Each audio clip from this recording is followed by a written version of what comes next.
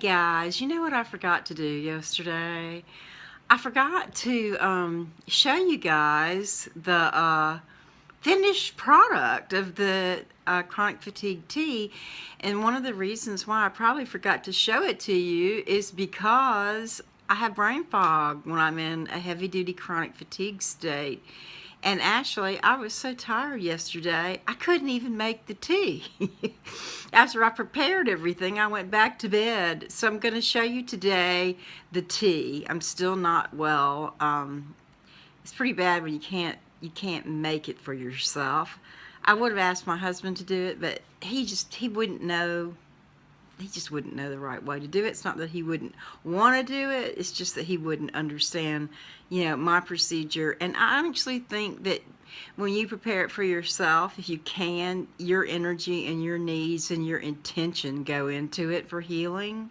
So I'm going to show you real quick how I make it. You saw the first video, part 1, on what the ingredients are. Now we're going to go to part 2, and I'll show you how I assemble it into the water. So basically what I start with is filling up a pot, a large pot, with water. And because I'm going to boil the water, I don't care about it being distilled or not. One of the things I like to do about the water is once it's in here, and it is an element, one of the elements of the earth, I like to put in my intention into the water to purify it and to bless it. So you can do that any way you want. You can say a little prayer over it, whatever creative poetry, whatever you want to say for healing. Like this pot, I like you a lot, but this sickness I do not.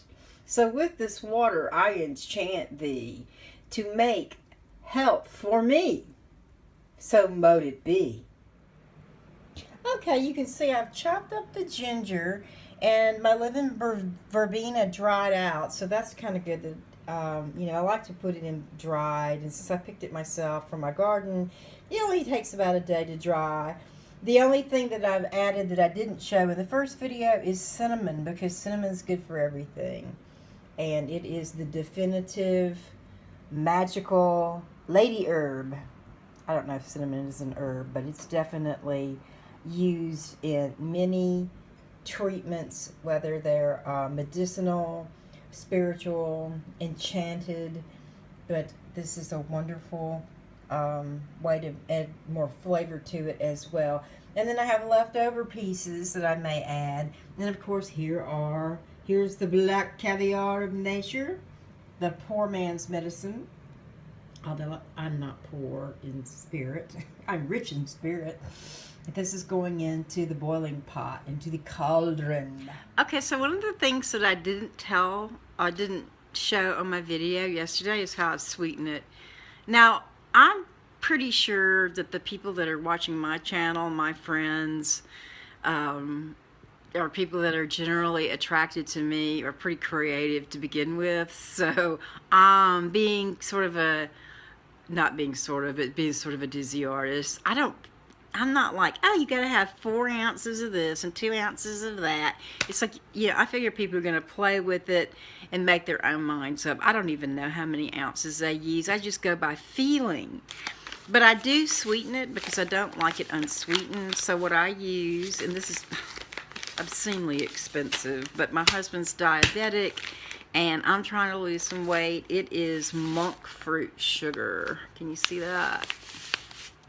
Monk fruit.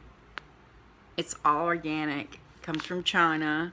So I'm crossing my fingers it's all organic. It was created, the first history of it being created as a sugar is in the 16th century when it was used by the Buddhist monks in China. And the fruit itself is supposed to be pretty icky, but when you dry the fruit and I guess chop it up, it's sweet, and that's what they use for their sugar. So now we're using it as sugar. It's gluten-free, non-GMO, naturally rich in antioxidants. You can use it cup for cooking and baking. It is safe for diabetics, and the best thing of all, no nasty aftertaste. So this is really good stuff. And I've had it. I like it. To me, it's a little lighter than sugar, than refined sugar. And it's really recommended highly for anyone with diabetes.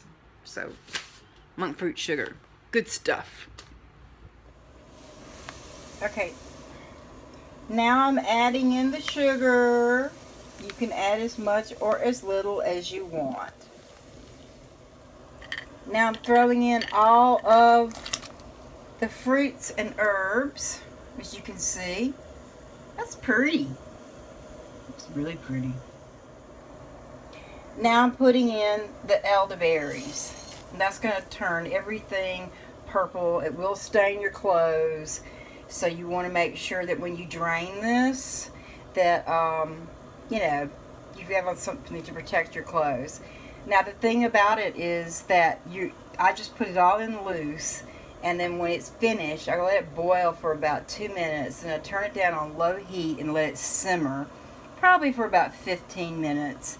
And then I can drink it warm, I can let it cool down, while I strain it. You can let it cool down, you can drink it cold, whatever way you want to do. And if you want to add even more flavor to it, you can put in 2 or 3 tea bags of hibiscus tea, and that gives it an even more citrusy, fruity taste. But that's just up to you.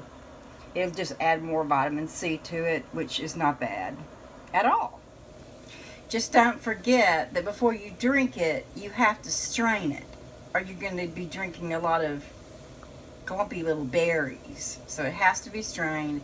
And, when you turn it down on low and maybe put a lid on it, after it reaches a boiling stage, then you turn it down and you let it infuse. So the longer you let it sit, the more power is released into the broth of the juice.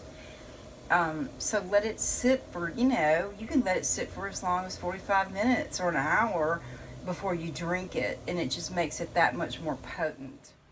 Okay, so you're going to use a big tea strainer to strain it before you drink it. Also, I put my hair up because I don't like crap. My hair falls out and I don't want it to fall out in my food. I'm also painting my kitchen cabinets because I think they need to be more cheerful. I will show you the cabinets when I finish, because when I get my energy back, I can finish them. Okay, so this is what she looks like after she's finished. The witch tree of herbal health. The medicine of the woods. So she is very pretty, and but of course this is not how I drink her, in a lovely teacup. I drink her in a big old glass with a straw, because elderberries can stain your teeth, and especially if you wear dentures, you want to use a straw to drink it, because it's a stain. It's a natural dye, but it's a good, perfect, wonderful thing full of natural infection-fighting properties, antioxidants, and cancer-fighting properties, and it's a natural antibiotic. It's a liquid natural antibiotic that nature gives to man and mankind, to womankind and mankind. Blessings, blessed be. I hope this helps. I really do. Prayers and blessings for you and your family.